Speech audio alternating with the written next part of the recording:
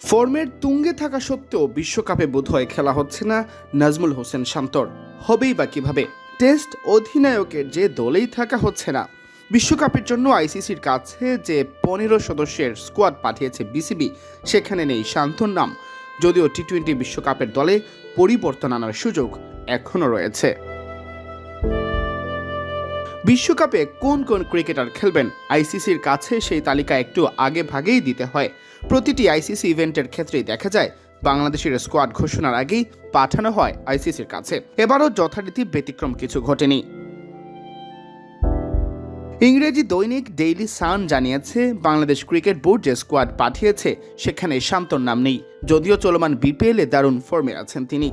রাজশাহী ওয়ারিয়র্সের অধিনায়ক হিসেবে আসর শুরু করেছেন দুর্দান্ত সেঞ্চুরি দিয়ে। পরের 3 ম্যাচেও ছিলেন উজ্জ্বল। সবচেয়ে বড় কথা শান্তর লিডারশিপ। তিনি দলে থাকা মানে টি-20 অধিনায়ক লিটন দাসের কাজটাও হয়ে যেত সহজ। কারণ প্রশ্ন যা ছিল তা তো শান্তর টি-20 ফর্ম নেই, যা নিয়ে এখন আর সন্দেহ থাকার কথা নয়।